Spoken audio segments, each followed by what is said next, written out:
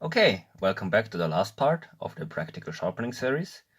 I have washed my hands because this is very important. They were full with stone residue, and we're gonna strop now. And strops are, or should be at least, very fine, and you don't want any particles from the stones being on there. Now I have strops down to 0.005 micron. That's a little bit excessive, honestly. So we don't gonna use all of those. This is the stropping base I have. You can get those from Chef Knives to go, like $15. Very nice. It's magnetic.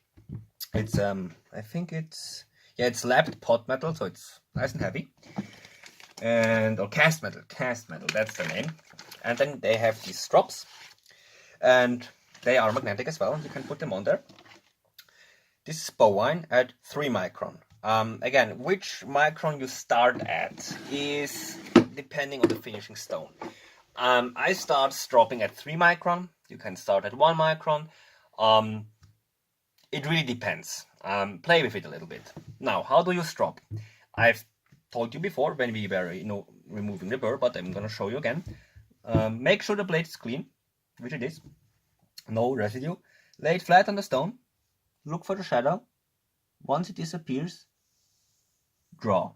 You can also color the edge again. That's okay, but make sure if there's any burr lingering there still, which it probably is, that don't plow the burr over the edge. You don't want that. So I would rather use the shadow technique. And I always go tip to heel and heel to tip to get all the sides evenly. You can also go only heel to tip by remaining a little longer on the heel area and then pulling. Both okay. I mean, okay is whatever what works, right? In the end, we just want a sharp knife. There's a lot of discussion with sharpening. Oh, you cannot do this. Oh no, that's right, that's wrong. Honestly, as long as you achieve two things, a sharp knife and not damaging the knife by overheating or something if you're using a machine, it's good. We can already see, oh no, but this way it's better. We can now start, maybe I should boost the light. Yeah. We have, the light is not very good, huh? Anyways, we're starting to see a mirror edge. And yeah, now you can see it, see? And there are people that stop at 3 micron. It gives you an aggressive edge. It gives you something that's, I think, ideal for the kitchen. It can push cut, yet still slice cut. The kind of finish you prefer if you get involved with sharpening. Over time, you will, at least that's what I experienced from people, what I experienced myself, and what I hear from other sharpeners. Over time, you will find the finish that, excuse me, you will find the finish that suits you the most. And also the sharpening stones and the strops and or let's just call the equipment that fits you most. You will find that. In the beginning, I think going lower than 1 or 0.5 micron won't be necessary. Okay, now I feel that the burr, the tip, there's still a little burr. Remember when we left off, like there was a little bit?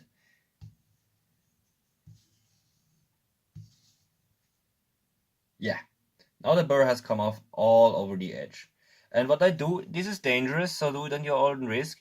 I put the fingers on here, that's the scary sharpness test or 3-finger test. I think Murray Carter made it quite famous.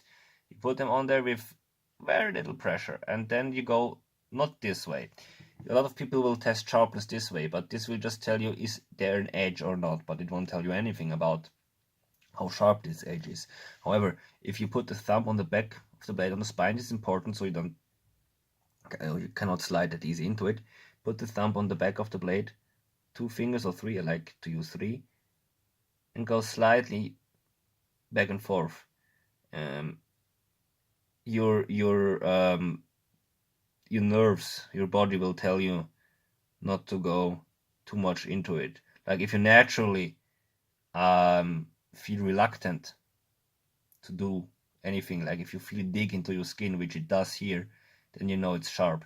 It's hard to explain. I would say you just, try it. And also Murray Carter, Google Murray Carter sharpness test, and you will find his way. He explains it pretty well, I think. Okay, now this was 3 micron. Let's just, do. You can also, by the way, stabilize it, but this is not pressure. It's just, like stabilizing the angle. Be sure, however, if you do this, that you don't rub over the drops. If you have one of these, don't touch them, right? I mean, the coarser ones maybe, yeah, like for the burr removal, but anything 3 micron below, don't touch them, because you can always have some stuff on your hands that's coarser than the particles on the drops, and then if you do it quite some time or one time really bad, then they are ruined, and then they need to be refurbished. Okay, which is also something I maybe make a video about it. Okay, let's move to 1 micron. And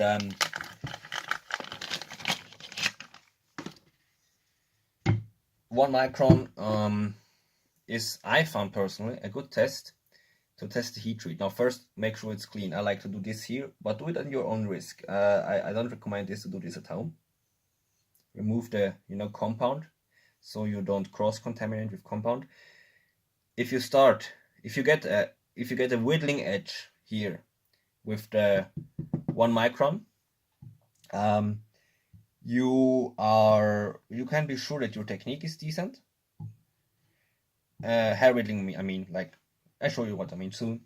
Then you can be sure your technique is decent, and also the steel is decent, because this is how I found it. Not every knife, like most knives actually, won't whittle hair with and against the grain of a 1 micron strop. Of course, it depends also on the steel type, but if you have a well heat treated knife, and those usually come from Japan or from my shop, a little bit of touting my own horn here, then you will have already hair whittling against, in any case, and often with the grain. So let's test if we already got that. A little more here, a little more there.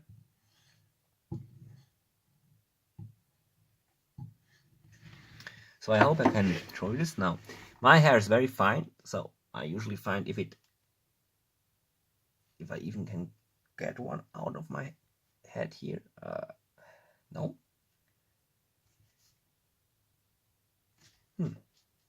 Yeah, there we go. All right.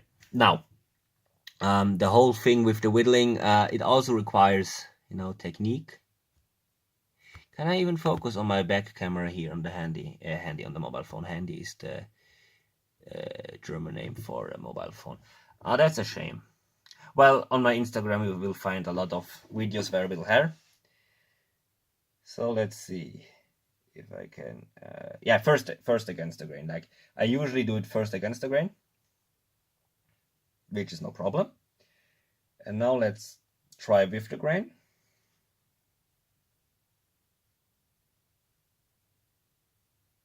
Yes, but not as nice. Like, it's always, yeah, a little bit it whittles with the grain. Oh no, it whittles quite well actually with the grain. Yeah, well, it requires a better whittling technique. Now, if you don't believe me that I just whittled the hair, on my Instagram account, you will find quite some videos where I do this. Okay, now this was 1 micron. You could stop here. Like, I usually go down to 0.125. Can go even to 0.05, 0.025, and as I said before, 0.005, which is 5 nanometers. It's not really, it's really dependent on what you want. Now again, clean it. Like here, I can do it this way. If you would go very fine, I will make a dedicated video on advanced stropping. We need to use other cleaning techniques, but for this kind of application, this micron size, it's fine to just do it with your hands if they're clean, or arms. So let's.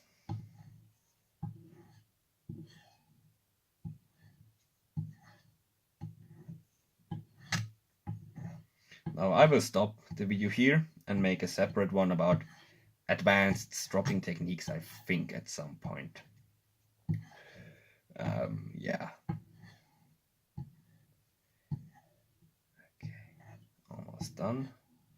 Again, this is 0.5 micron. By the way, the strop I'm using is kangaroo leather. It has almost no give, but a little bit. I think it's the best leather you can have for stropping below and with 1 micron. It's very, very nice. It's quite expensive. These are made, the glass platen, the common glass platen in this case, by Ken Schwartz. Ken Schwartz, I've mentioned this man in my strop video, like, excuse me, a video where I just talk about strops in general. He makes very good compounds and very good strops. It's basically, I almost only use his stuff, except some stuff I made myself. So I think that's more than enough. Sharpness test. Let's take the kitchen paper for one more time. And now we can, make like, you can see that, right? We can cut it very clean. I like to use kitchen paper. I mean, because the kitchen paper, it's easy to focus on, like a fucking hair. Also, kitchen paper, like it's a repeatable test. Even on my head, I have different kind of hairs. Like if I can smoothly cut this kitchen paper, like really smoothly, like I can do here, it's sharp. And yeah, it's very nice. And probably, yeah, I don't know how long it will stay that sharp, because in my shop gnarly things happen. Okay, guys, that's how you sharpen knives. Oh yeah, that feels very nasty. That's how you sharpen a knife, or how I sharpen a knife. Maybe this was, helpful to you. If you have any questions, leave them in the comments. I'm very happy to answer them and give you your feedback would be nice. Yeah, you can see the edge now.